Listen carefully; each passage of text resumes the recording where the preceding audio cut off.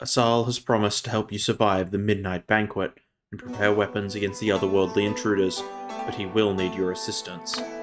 Asal arrives at your door early, bringing exciting news. With the mayor's help, he has found the most effective way to fight these creatures.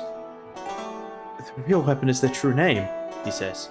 Every time they devour a human, they take that person's true name into themselves. Speak those names aloud, and you can awaken the victims and weaken the monsters. You ask, where do I find the names? His face flushes crimson, grabs your hands, utterly improper, but he can't help himself. Right here, he says, almost shouting. All of it's in my mind. My brain is like a fragile, flesh-bound library. I've read countless books, and I've pulled together a long list of names. Your assistant makes it possible. Never imagined in my life I'd connect every piece and finally see the Lord of Revel's true form. That's something no scholar has ever glimpsed. You pry your hands free and frown. Scholar? Not important. At least not now. Think of it like a fly buzzing over a feast. The meal is what matters, not the fly. After all this is done, I'll explain everything, I swear it. He hands you a long list. When you face the being called the Lord of Revels, reading these names aloud will weaken it. He reminds you to bring a few friends skilled in dealing with otherworldly creatures.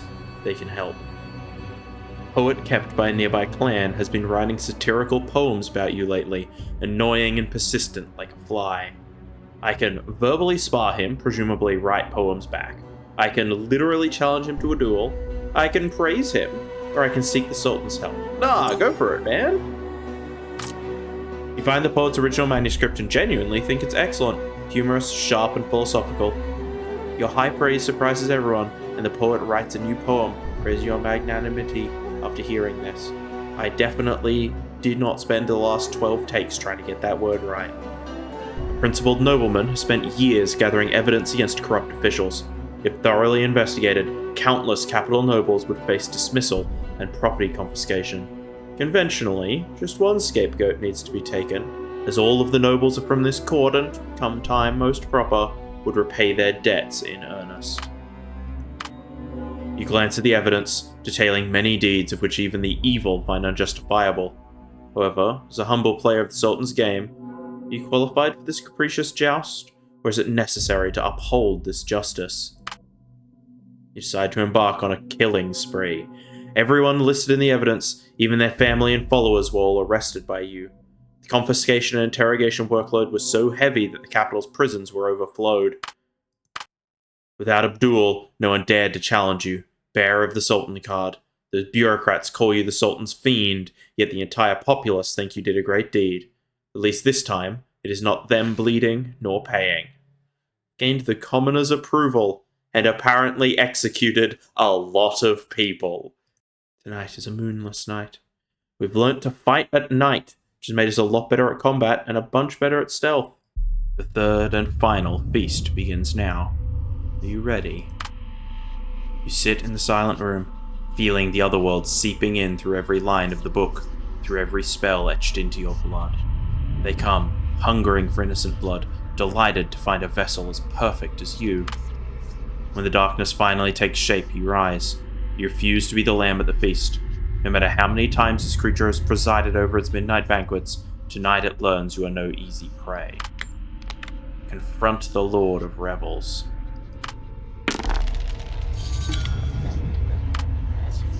The devoured souls knit themselves into a warped, living shape, their twisted mass breaking apart as each name is spoken. The more you call them, the weaker the form becomes, until at last it collapses and the malice dissolves. The room falls still.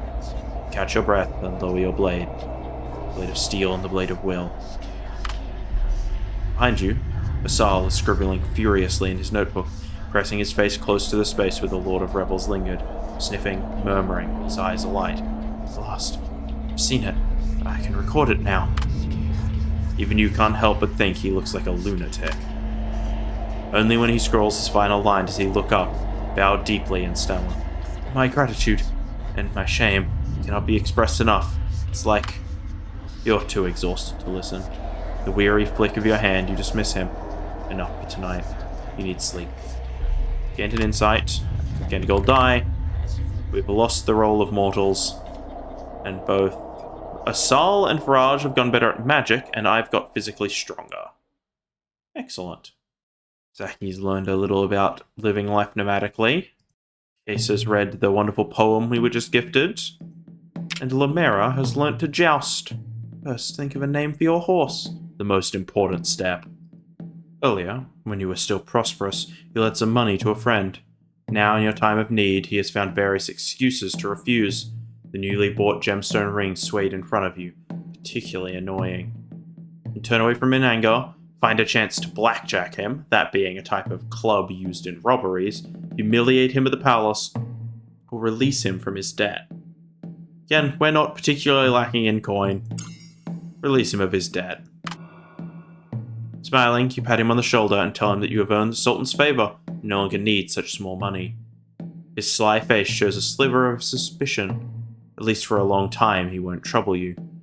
Gained a little renown and a little influence. Another challenger has come to our door. This one's a little scarier than the last. And yet, still no match for Faraj.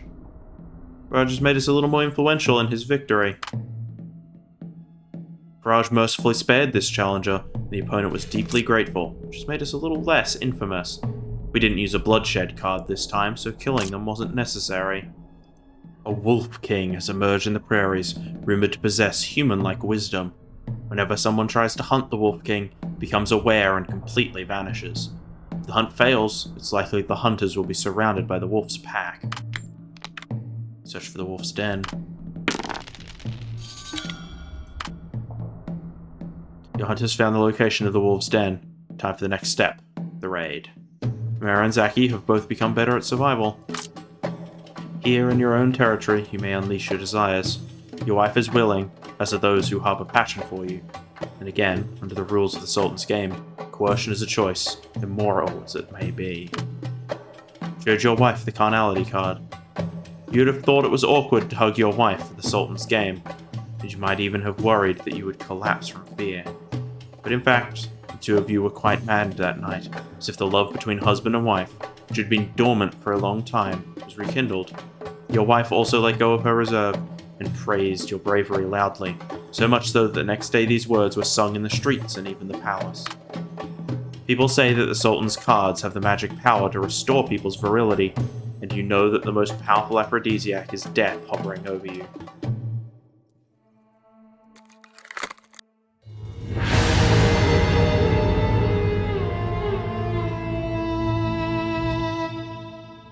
Thanks to my wonderful wife, we've broken another carnality card.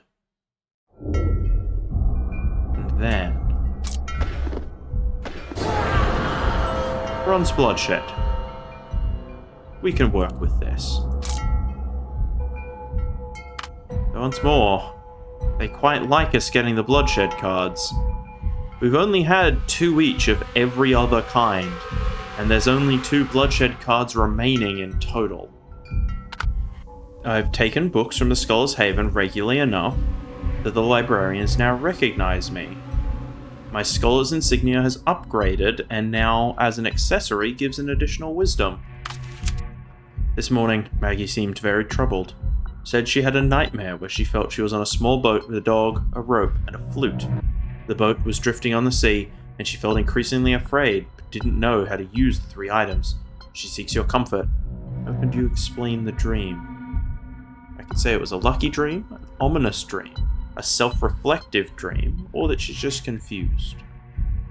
Self-reflective. You smile and hold your wife's beautiful face, telling her not to worry, that the dream stems from her deep-seated anxiety and fear and has no significant meaning. Dogs can be both servile and vicious, ropes can save a person or strangle them, and the flute is both her favourite instrument and the jester's delight. These 3 things, along with a small boat drifting at sea, will symbolize her anxiety about the future. Hearing your words, she buries her head in your chest and asks playfully, what should she do then? You stroke her hair, telling her that no matter what, you'll always be there for her. They gained another insight. Asal comes to offer his apology. From the courtyard gate, he drops to his knees and shuffles forward. It's the highest etiquette of apology, or rather, the posture of the guilty. I've come to lay everything bare. I used your kindness, your power, and your courage. Kneeling before you, he began to confess. He has known from the start that Ambiguities was a conduit used by an otherworldly thing to select vessels. He himself had read it, but was not chosen.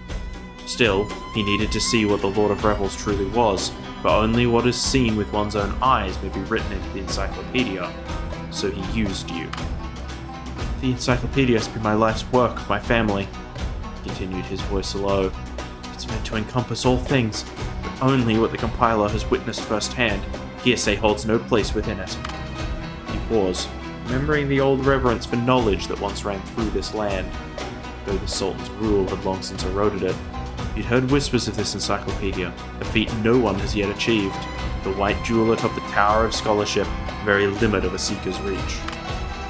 Now I've done what no one else could, he said. I can write the entry for the Lord of Revels with pride. No one knows this being as I do. The creature I set down will become the creature the world knows. His head bows lower, forehead touching the stone at your feet. In my hunger I dragged you into this peril. This is a crime worthy of death. I accept whatever punishment you decree. Even if you choose to kill me, I will die fulfilled, for I have borne witness to knowledge no mortal has ever known. I understand, Asal. Thirst for knowledge is not a sin, and battling otherworldly things can hold its own grim pleasures. Even as you speak, you warn him sharply. You hate being manipulated. He could have come straight to you, and you would have helped anyway, because you understand the compulsion to witness the truth. Asal remains on his knees, shoulders trembling. I never expected this. Lord Doof, that you could understand. His voice cracks, an almost subterranean sob. I don't know what to say. I'm grateful my folly did not harm you. I'm lucky indeed. He retrieves a book from his chest and offers it to you. Still kneeling, he retreats backwards, never lifting his gaze till he is outside the residence. His worn knees leave a streak of blood across your floor. He has become a follower, and he has given us a book called The Ropes of Tempering. I've read some books about cultism. I'm more magical and more charismatic. Raj read the book Howling Mountain Winds, which made him a little better at survival. He has also discovered the location of the Gale Canyon. Mahir has finished another project, and this time we remembered to give her Aether.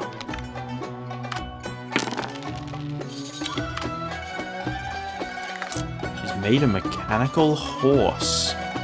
A mount lovingly crafted by Mahir. Looks rather ridiculous, but against all odds, it moves.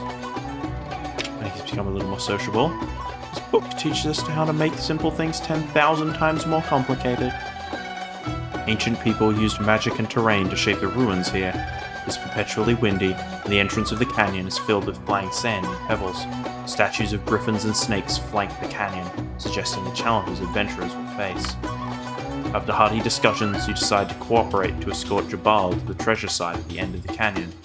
His ancestral notes are not lying, there'll be treasure.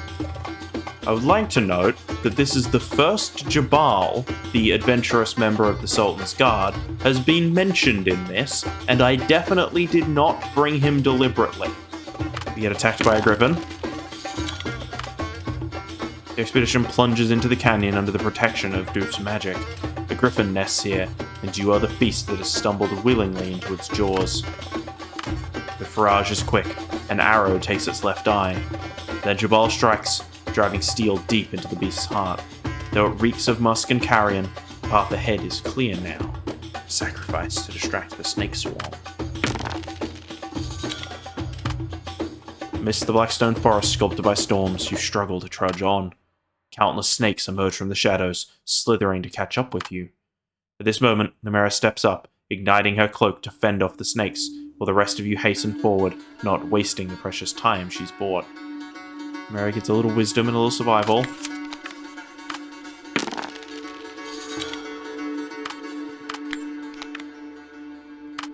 And we use both the magic and brute strength to get through the storm. Doof tears the winds apart, watching as Jabal charges toward the canyon's end. The rest stumble forward in pursuit, till a boulder falls, sundering their path. The wait is a slow death. The wind buries half the party before the world stills, while silence falls like a heavy shroud. Then, the sky clears, and there, in the distance, Jabal runs towards you, something brilliant clutched in his hands. We gain some stats, and we received the Amulet of the Wind. And maybe Jabal likes us now? A noble stopped you, hoping you could tell him the tier of himself and his archenemy.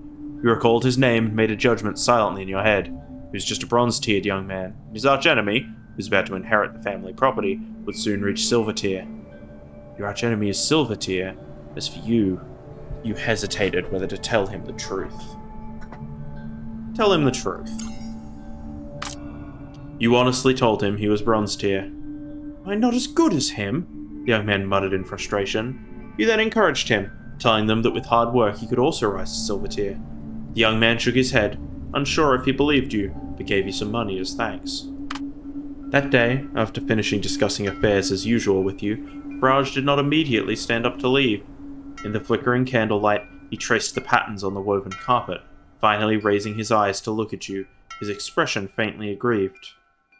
Why do you not... He hesitated, then plucked up his courage and said, Why don't you use me? What? Carnality! He boldly raised his voice, looking straight at you. You have that need, don't you? I'm willing to ease your worries, but why don't you use me? I can say that I can't ever be unfaithful to my wife. I can say, are we not just good brothers? Or I can tell him that it's because the timing isn't right. I can also say that I know from somebody telling me this is a mistranslation, or partially a mistranslation. It's meant to be based on the concept of, like, blood brothers, people that are sworn to each other, but not necessarily, like, partners. Which is what we're going to pick. You're utterly speechless for a moment before regaining your sanity, then Awkward explained to him that you consider him a good companion, a brother, even family. You never think of having that kind of relationship with him. You must think the same, right? Must have misunderstood your feelings for me, you confidently say, wanting to pat his shoulder and make a joke as usual. But somehow it feels like you can't do that anymore. Raj's expression turns confused, bewildered, as if wanting to explain or argue something, but seems accustomed to following your arguments, finding it difficult to refute. In the end, he gives up thinking about it, reluctantly saying goodbye. Sincerely hope you will understand. After all, you really consider him a good brother.